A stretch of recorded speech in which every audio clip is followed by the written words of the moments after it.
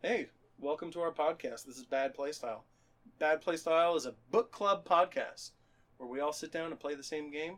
And hopefully you have played the same game at home so that you can be intellectually engaged with our conversation. Not psychically savaged by the infinite spoiler. Yeah. Oh, yeah. We're going to spoil every game that we set out to play. And any games that come up, I don't know, we'll probably fucking spoil them too. So check the show notes before you listen to an episode if you don't want to get blindsided by us mentioning off the cuff that, I don't know, Paul Ryan is Atlas.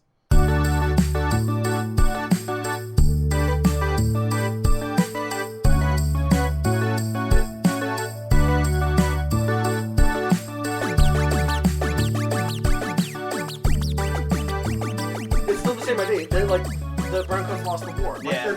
It's like the direct fucking analogy. They're hillbillies in space, Keenan. Yeah, I know, but like we're over here being like not the wrong side, right? Like Okay, and we're back. again. So, Bad Playstyle, episode 9. Infinite spoilers. Infinite spoilers. Fives. We are all drinking. We got that one out of the bag. we are drinking beers, which is not something we normally do. And the reason why we are drinking beers is because this is the third day in a row we're trying to record this podcast. In the summer. In Owen's super hot room. Yeah, super hot. Yeah. Yep. I don't know why we said it twice. That's okay. Weird. Yeah. With Anyway. that weird voice. Yeah, you did that weird voice. It just came out of me. That's Fucking strange, weird. yeah. It's like marketing works or something. But anyway. It's the most innovative shooter I've played in years. And it just says its name at you a lot. Oh boy. That's a storyline. All right, boy. What game do we play? We played California. We played Californium. Yeah, we did. Mm-hmm. I co-signed the thing that you two said. I feel like we're repeating. We are repeating because we've done this Damn it. 3 times. But the thing about that is, we're gonna so as well as infinite spoilers. Wait, we haven't introduced ourselves. We are.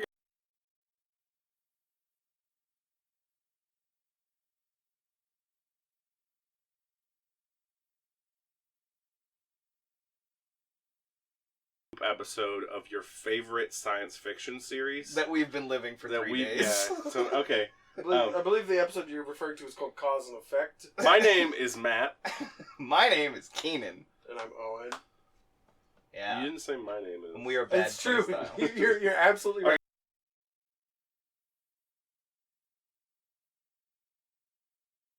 Shame Keenan. Shame Keenan. This is a new segment. Shame. As of last recording of this episode. This is a.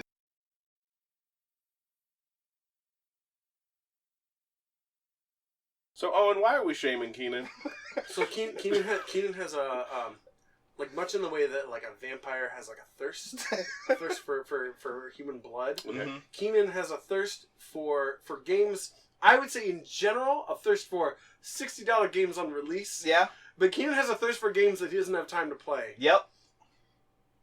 I own that. So I guess I'll tell the tableau of what I saw happen. Okay. Is I'm sitting at home.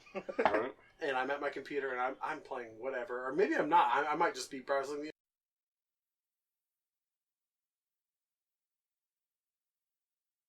Yeah. Friends playing a game. It's happening right now. Yeah. Notification. Oh yeah. Is Keenan playing Dead Cells no, right now? No.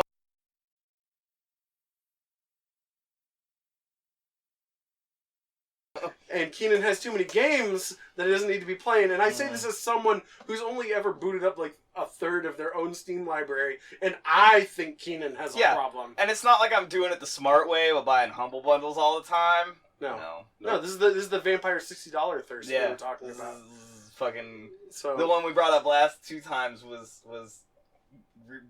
Recon Ghostlands. yeah, Cocaine Lands, Blood Mountain. Yeah. Whoa! I want to play that game. Yeah.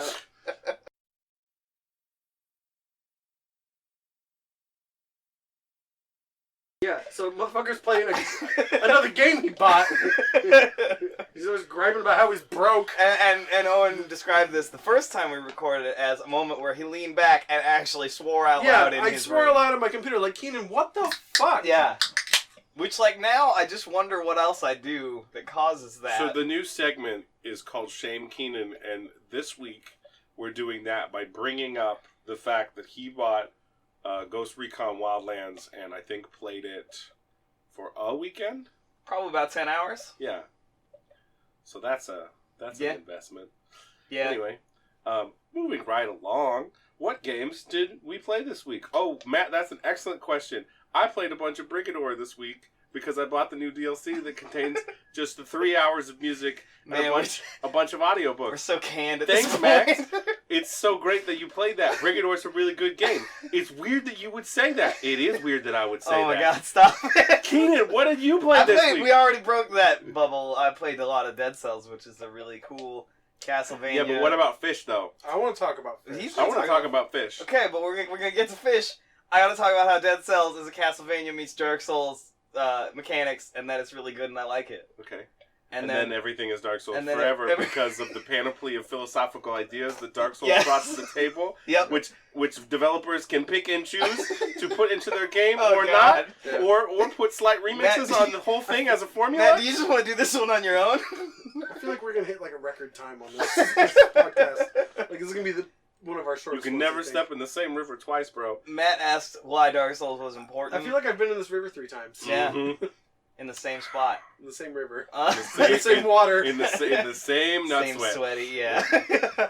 So Matt asked why Dark Souls is a big deal, and one of my arguments was that Dark Souls is finally the good 3D adventure game platform Mhm. that matters.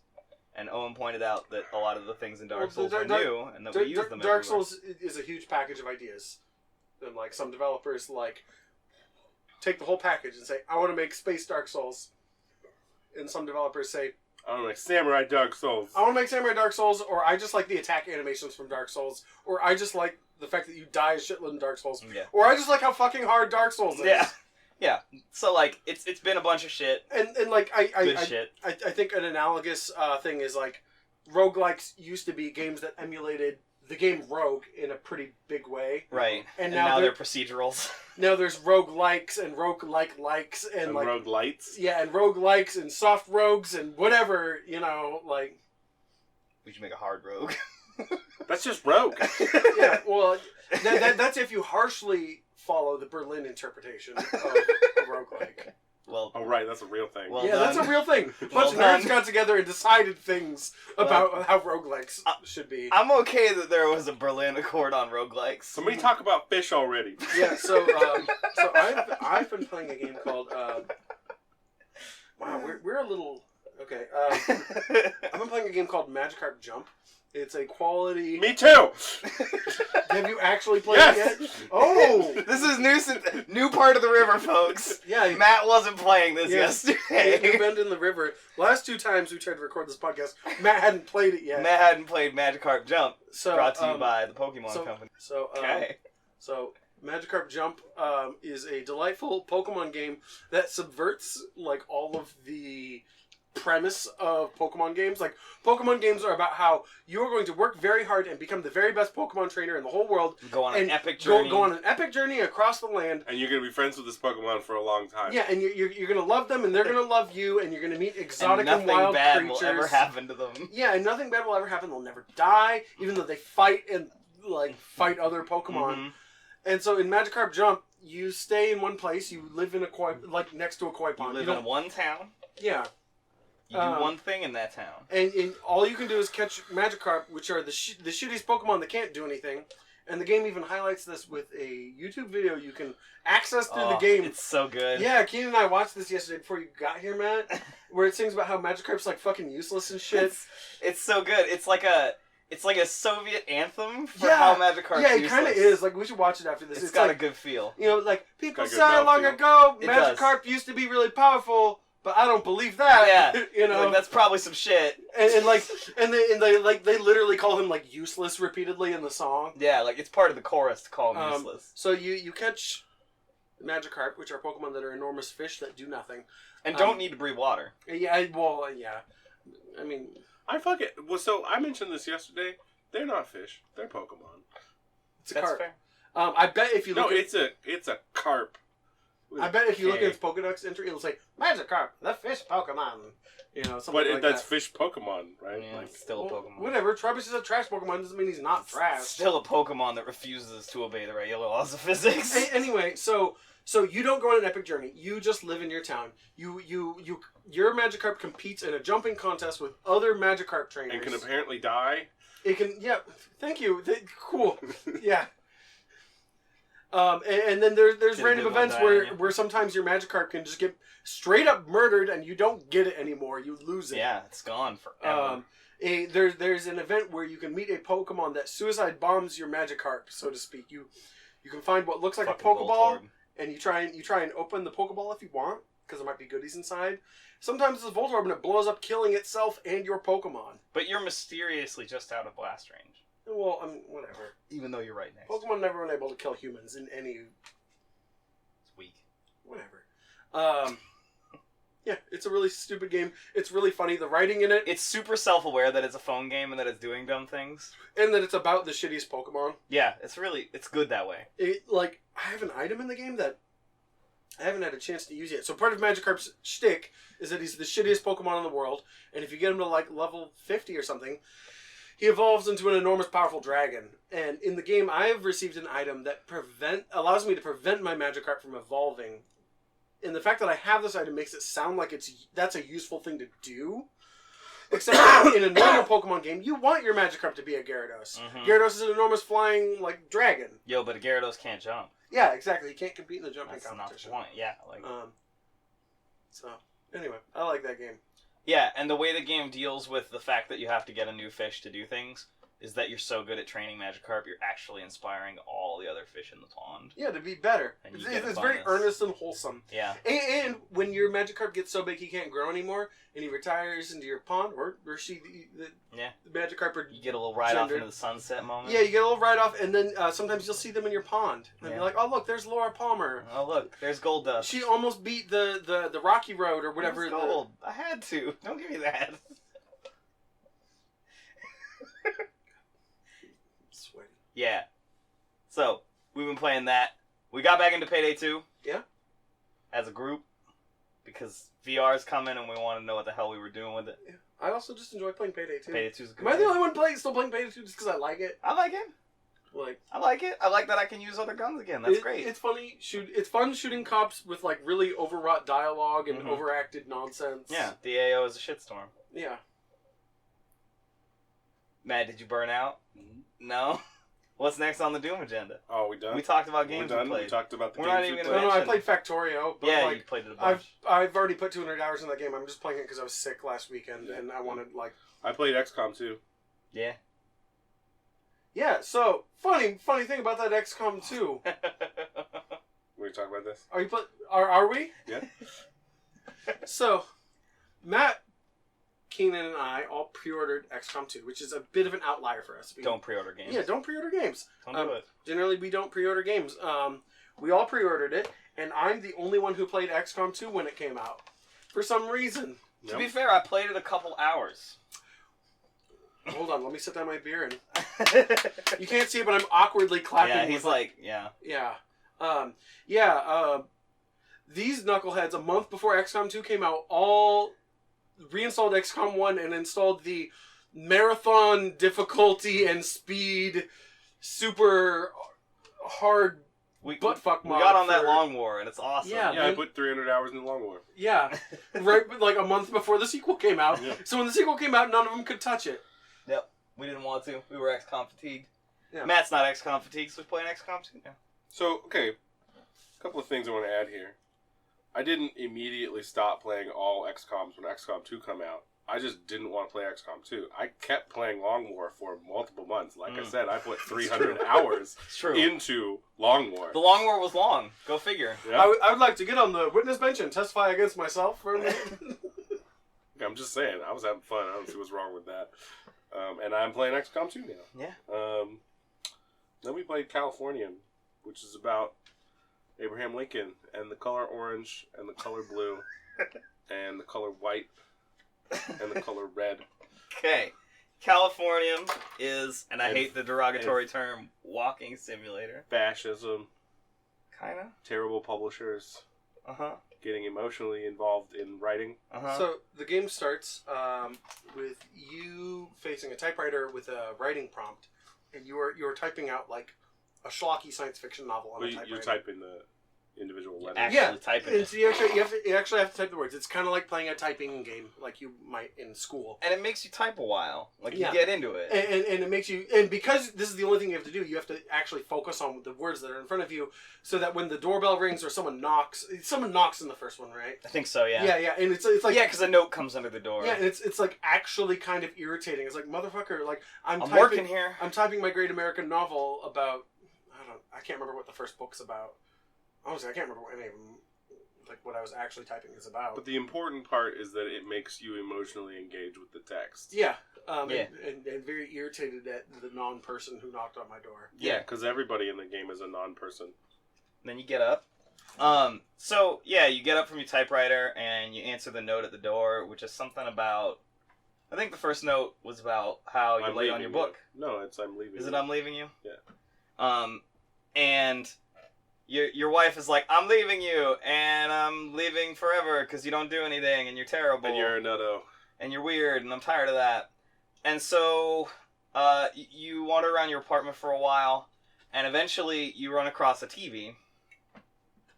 And then you look at the TV, and the TV throws up a theta, and this disembodied voice of some sort of narrator comes in and starts talking to you about how it's talking to you. It's all very meta in the moment. Oh yeah. And it's like offering you something. Yeah, and you're not really clear what that is because you were literally like typing 2 seconds ago. And it's funny because like I'm not just referencing this because this is another walking simulator that heavily features a narrator, but it definitely sounds like the narrator from the Stanley Parable if he had like something slightly more important to do than what he does in the Stanley. It kind of felt like it was the same narrator. I like that point from yesterday. I don't think it was the same actor. This one seemed meaner. Yeah. The Stanley Parable guy. He sort of engenders the same tones at times, though. The Stanley Parable guy seemed like accidentally condescending because he's too stupid. Mm-hmm. Yeah, that's fair. So yeah, you look at this TV, and then the TV throws a Roman numeral at you, and that Roman numeral signifies how many thetas you have to find in the local environment within the level. And the thetas, what happens is you'll find one, and maybe you have to look at it from the right spot in the room, or you have to move around in just the right way so that it shows up. They're like magically active. Yeah, they live in impossible spaces. There's a lot of puzzle elements. Like one of the early ones is there's a bookshelf in your room, and if you look at a section of books, it disappears. And then you figure out that if you get all of the sections of books to disappear, a theta shows up. And whenever the theta shows up and you click and hold on it until the circle on your clicky bit in the middle of your screen fills, it makes this sound. That wasn't quite right. It was better the other day. Yeah. And a bubble. It sounds a little bit like Zerg Creep expanding or kind something. of, yeah. And then a bubble to another reality opens up in that space. It's like a balloon filling up with farts. Yeah. Yeah. So Yeah, that's good. because it's got this sort of like uneven quality to it, Mm-hmm. but then also this expanding quality to it as well. So this first space you're in is Berkeley in the late '60s, and And it's very orange. it's very, very orange. And all the way through. everybody is a cardboard cutout person who's like, It's very cartoony. yeah, they're very cartoony, but then also literally they are a cardboard cutout. Right, and they have like a Scanner Darkly cartooniness to them. Yeah, like they're very literally on purpose. they're literally a 2D shape with a person written on, like drawn on them. And then they talk at you about things. But what they say is very much based on the like cartoon character they are, like Yeah. whatever archetype. They're not only physically 2D, but they're very two-dimensional characters. Stavros, the guy at the diner, is a Greek dude who likes that you come into his diner. You have your dirtbag publisher. Your dirtbag publisher is always mad that you're like He's late. not really a dirtbag. He's just skeevy and. He's a publisher, And like in the hateable. most cartoon sense of the job. Like, Yeah. And then there's like the groovy '60s chick that's like alluding to the fact that she saw Jimi Hendrix at Woodstock. And then like propositions you. Oh, totally. yeah, and jerk fascist cops Yeah. who think that you're a druggie and want to kill you. And like a communist, probably. Like, don't Yeah. they call you a communist? Yeah. I feel like they called you a communist. Yeah, I mean, because you're a sci-fi writer in the '60s who does drugs. Yeah. Yeah, you're a communist. So, part of why we keep mentioning that is that the game is loosely based on Philip K. Dick. And Well, at least we think it is, and by think I say almost certain. yeah, like there's enough there that it makes the sense. game never comes out and says it, but like, Yeah, but Alvin Green is a Philip K. Dick stand-in. like all the cardboard people, I think like Philip K. Dick in a lot of his books brings up an idea or a theme of people like not being what they seem, or like being facades or mechanisms masquerading as people. There's a lot of people who aren't real, or him asking what is a real person. Yeah, and so like all these like little cardboard cutout people like kind of feed into that, and then it's all the whole like 60s sci-fi thing. Yeah. So anyway, when you collect enough datas, and you find enough TVs, and you Find collect enough enough, holes in and you find enough holes of reality, it opens up the big hole, and you progress on to the next world. And there's 4 worlds. There's Orange Berkeley. There's Orange Berkeley. There's Blue Berkeley, which there's like Tesla motors, and you're way cool. The gas station's a Tesla pump. Yeah, the gas station's a Tesla You're pump. the Patriot You're the Writer. Patriot Writer, the authoritarian Californian state. Which is somehow based on Lincoln. You said they like Leonized him, or Lionized him. Yeah, they like you wrote 3 books about him, and they're on the wall, and everyone's into it. Mhm. Yeah, You're the Patriot Writer. well, you can find like mechanical facsimiles of him and things like that, and like they are super into Lincoln. So the interesting thing that happens as we jump worlds is that everything. I want to say the next world after that is Mars. Rome. Mars So Rome. you're the emperor of Mars Rome, and Mars Rome is populated by 3 classes of people: real people who exist at the like imperial level, the space cops who are like synthetic people. They're synthetic people that you created, and then there's the human miners. Can I clarify the word Mars Rome, because that's actually 2 words. Yeah. When you kept saying Mars Rome, it sounds like Mars Rome. Yeah, It's 2 words. This is a Roman society that is built on Mars. Yes. And it's futuristic as shit. So Yeah, and then after that is a jambalaya of all 3 that is busted apart and exploding the entire time. It's like kind of like sort of a dream sequence, not dream sequence, but like it's like a mishmash. There's no of shit people you've in seen. that one. So the That's a good point. I didn't think about that. There's no talking people in that one. right. There's people, but they don't talk to you. They don't interact with you at all. Don't they just they regurgitate phrases they've already said? Yeah. Don't they? There's nothing new. There's no new interaction. Yeah. So the interesting thing about when you world hop is that everything that is like of significance to the main character, Like in the real Green, world. in the real world, Yeah. is more exaggerated with each step. Or the first world, I guess. Yeah. So in the first world, your wife left you because you're a fucking weirdo and she's tired of your shit, and your publisher, And something about your daughter. yeah, who is gone and or dead. Yeah, But it's not super we're not clear. sure in the first world. Your publisher's mad at you because you're late on your book. The cops don't like you because you're a commie drug user. Yeah. In the next world, the cops like you but are still keeping an eye on you because you're the Patriot Writer, and that's dangerous. Everyone's a thought criminal. As right. Well. Everyone's a thought criminal. Your publisher's totally cool with you because as the Patriot Writer, you're bringing him hella sales. But everyone would love you way more if you wrote a new book. Right. Yeah. Right. So you're still behind. Yeah. And then your wife in the weird authoritarian state is a thought criminal that you turned in. Mm. That's why she's gone. Yeah. And there's still like missing daughter problems Yeah. there.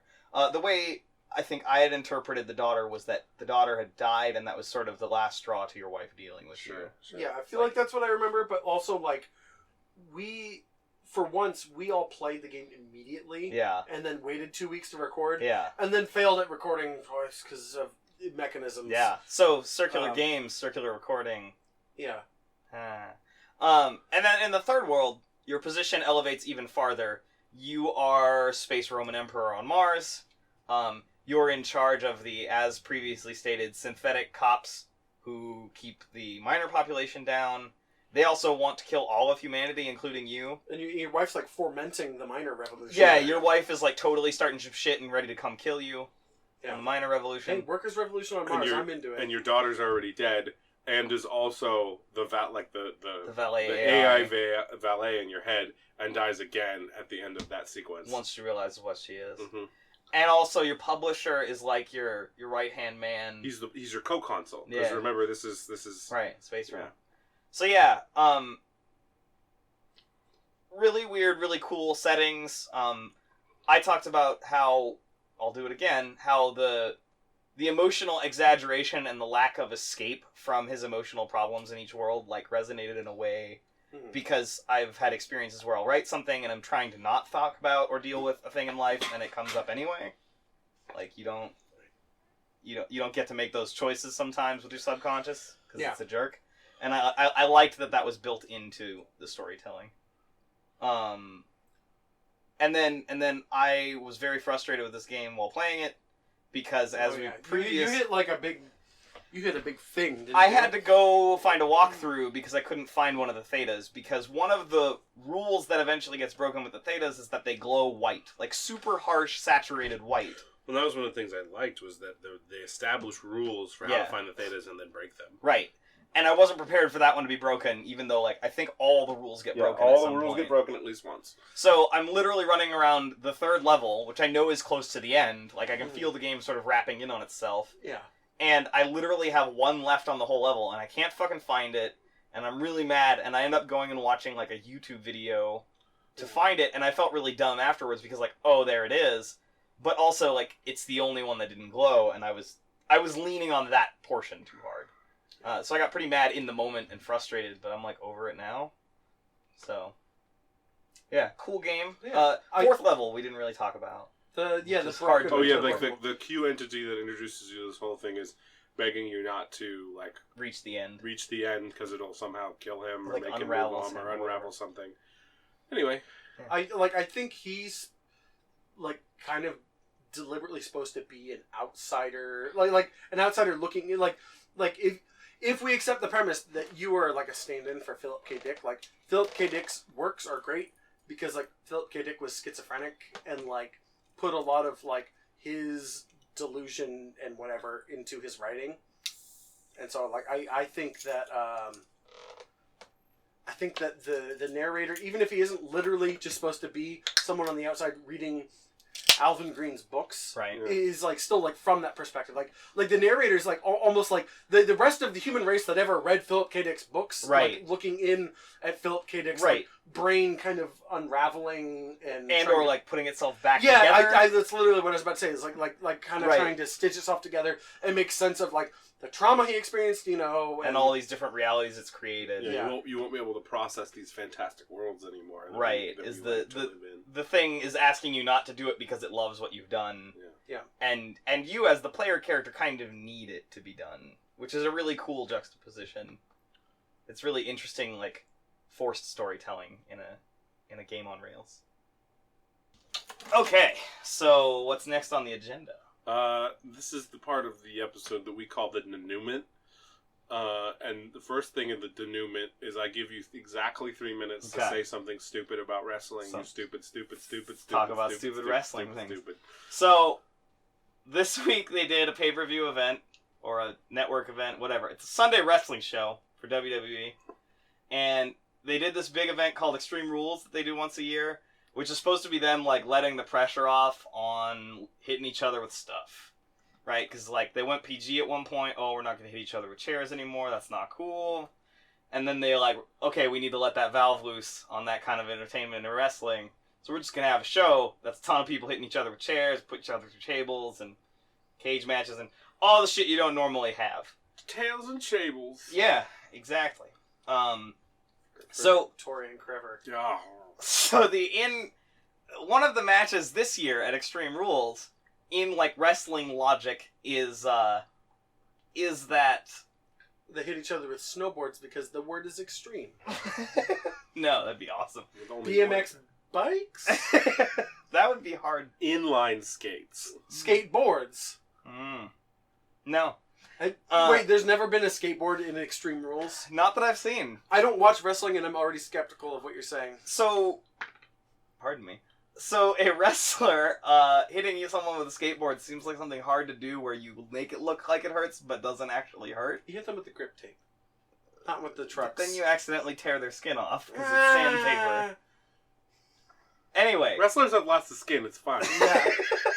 you got way more skin than the average person. Isn't there just a word for when you bleed on purpose in a wrestling ring? Yes, there's a couple of them. So, anyways, It's a bloody potato. the thing that's You dumb. shove a bloody potato in his kayfabe. The thing that's It's dumb. a soggy receipt. You wrap it in a receipt Yeah. and you shove it back up his K-hole. So the thing that's frustrating and dumb about Extreme Rules this year is that in one of the matches, one of the stipulations is that a guy will lose his title if he gets disqualified. So you have an event where everything is supposed to be not a normal match, and you're forcing this one guy to have a normal match. I haven't watched it yet.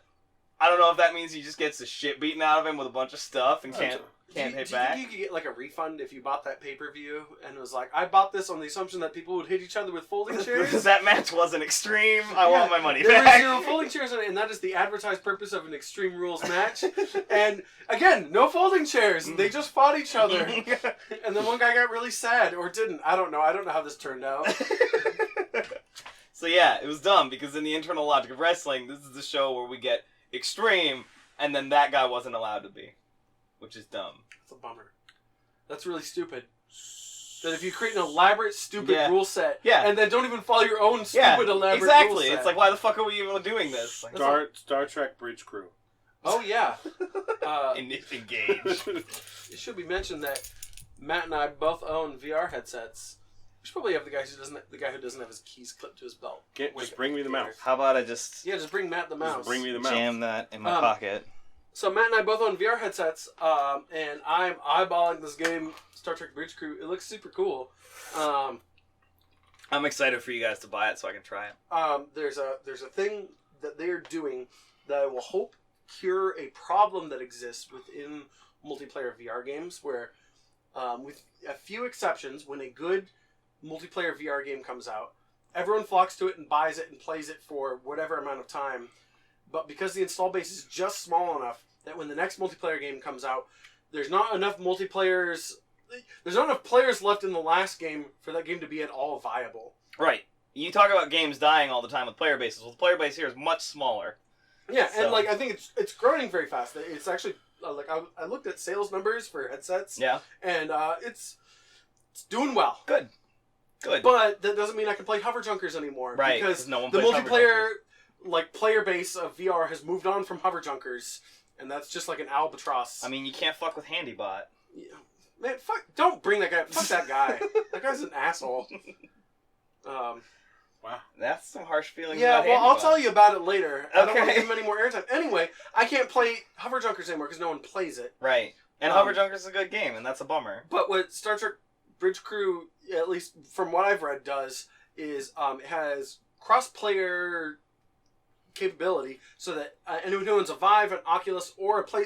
This is the more important part, because it actually has the largest install base of the three. Wow. Or at least did the best sales this year, if I remember what I read. Right.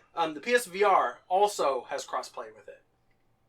It's a seated VR game with motion controllers where you sit on the bridge of a good old-fashioned Star Trek ship, and one person sits in the captain's chair and one person sits Why at aren't the there any con. railroads? It's Star Trek. Yeah, right? Yeah. And one person sits at the helm, and the captain yells at the crewman, and the helmsman guides the ship, and Scotty beams the people up, and like you all talk to each other like you're on Star Trek. And Tactical goes pew pew pew and they shoot things. Yeah. And the game has a big $60 price tag. So I watched the trailer Yeah. for this Game. game. Yeah, game. If it's VR, it feels like a movie. Yeah, and it was like everybody was It's a acting. movie you play. Everybody was acting and nomenclaturing as if they were on the bridge of an actual Federation starship. That's not how I do. The trailer I wanted to see, the trailer Yeah, I you're gonna wanted do to it. see was a bunch of like people who don't deserve VR headsets acting like fucking clowns. Yeah, you want the internet playing. Yeah, I Bridge want Commander. the internet play. So like, you'd be like, "Yo, contact! Yeah. Wow, shit! Shit fired!" Did you see the Don't worry, got him. Did you see the pack or no, it was E3 announcement last year for this game? No. They got a bunch of Star Trek actors to play it. Oh, That's dope. rad. Which is with one of the devs, which like for the most part it was kind of okay, except that fucking LeVar Burton was the engineer. Oh, and man. He's just talking in Geordie talk, and it's like I will pre-order the fuck out of this game if LeVar Burton plays it with me, because that's amazing. He was like, Captain, we have 30%. Right, like LeVar Burton just snaps into Jordy and doesn't give a fuck. Like he's so, like, yeah, I want to play with Michael Dorn. what? So we can get slapped around the bridge and like struggle to open doors. Indeed. That would be the most immersive part of Bridge Commander. Is if Worf's like, No, I want to play with Chris Judge. from Stargate. With Teal'c. I wanna play with okay. Teal'c. Yeah, yeah. And I don't want him to act like Teal'c ever. I want him to act like himself. I just want to play. I just want to. If you're out there, Christopher Judge, if you are Corey and or Trevor. I believe that you are the superior actor on SG-1. He's Pretty good. good. Dude. Like when your chops come out on those episodes where you get like diseases and stuff. It's good stuff. It's good stuff. When Matt's you- been running through SG-1 when again. yeah, I've been running through it. It's real good.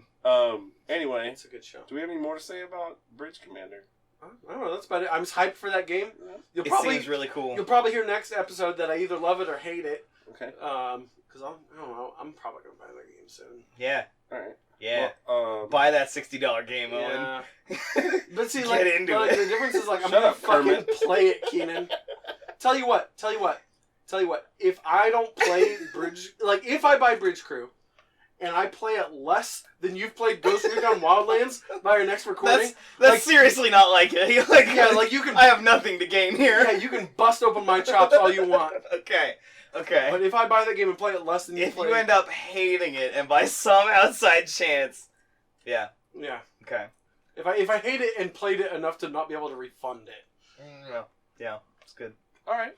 We got anything else on the agenda? Does anyone have anything they want to talk about in video games? Oh, we I forgot found the out- pain. well, no, that's the last thing. Okay, all right. So, but I found out a thing. So a while ago, we talked about Steam was changing its green light to a different thing that I Oh forget the name yeah, of. I found out the price point for yeah, that. me too. It's $100, and I'm totally okay with that. Mm. Yeah.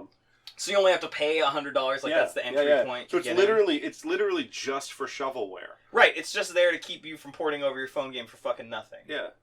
So And anyway, or garbage. I'm very for happy. nothing. I'm very happy about that. Yeah. I just wanted to mention it. Yeah, That's all. I saw that. Hopefully too. that helps with the But store which brings us to our newest segment, even newer than shaming Keenan at the beginning of each episode. I mean, honestly, that was just an unofficial segment before. Okay, but Well, I mean, like, what's it? but it's still the newest segment regardless. Yeah. Anyway, we're going to talk about The Pain. And Pain. The Pain is where we bring up The Pain is theoretical... that boss who shoots bees at Yeah, I was you. about to say, was he the one that went to space? No, that's the Fury. That's the Fury. The Pain Okay. shoots bees at you. Okay, bees. So, Matt, tell us about your bees. Okay, my bees, basically... My bees bee. I want to talk about a thing, an imaginary thing that will never happen, that gives me great pain to think about. Because it won't happen. Because it won't happen, because it's so beautiful. It's so beautiful, but it can't be real. And the thing that's beautiful that will never be real is a XCOM and Stargate hybrid game. Yeah. To which I say, make that game and send it to us. Like- We'll play the shit Like, out the of it. Stargate Command is, like, literally a set of underground bunkers. Yeah. Yeah. Like, very much in It the... opens itself up to an ant farm. All you need to do level is design. put General Hammond in a sweater, man. Ah, shit. You just reminded me General Hammond exists. I've been watching Twin Peaks with my girlfriend. Is and- General Hammond in Twin Peaks? Yeah, dude. He Yo. plays an Air Force general. Of course he does. I don't know if he's a general. So what you're telling me is General Hammond is in Twin Peaks. His name's not Hammond. Like, they established Nah. his name is a different name. Unacceptable. I can't remember what it is, but, like, But his name actually is Hammond. it's not. His name's Don S. Davis, and he died, like, a few years ago. Well, way to bring down the Yeah. joke, man. Yeah, man. hey. Welcome to the pain. Hey, shout out to Don S. Davis' Don S. Davis, ghost. bro. Like, Yeah, he's a bro. Yeah. All right, well, so where can they find Don S. Davis's ghost? Yeah. If you wanna email us, probably in about- his house. No, if you want to email Don S. Davis's ghost, that's what I asked you, Owen. If you want to email us the name Are of we now Don his S. Davis's ghost? character on shut the representative. Wow. Having a hard time. I'm sorry. Owen. So we're on r/badplaystyle. You can email on Reddit. On Reddit. And if you want to tell us about the name of Don S. Davis's character on Twin Peaks, if you want to tell us the name of Don S. you can Davis's reach us at character. badplaystyle@gmail.com. Peaks. Wow, I think we're all like getting heat stroke. Nah, it's good. No, we're getting heat exhaustion. Hey, Matt. God damn it, this joke again. This fact that is now a joke. You're laughing at it the third time. Yep. Matt, what are we playing? Oh, right. Yeah, next week. Next What game week. are we playing? We, for the third time, we're playing Brigador. I'm so glad you told me because I didn't know before. You know what's fucked up? We've said that 3 days in a row, and I still haven't played it at all. Yeah. Well. Bye, everybody! Later.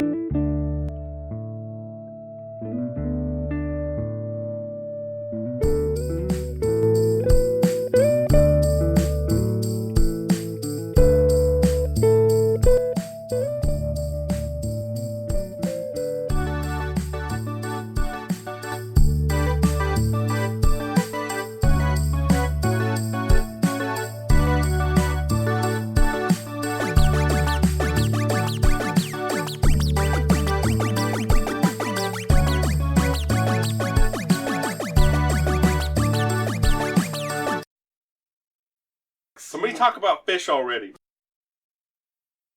Our theme music is made by my good friend Benjamin Busey. You can find his SoundCloud at soundcloud.com/basicbenji206.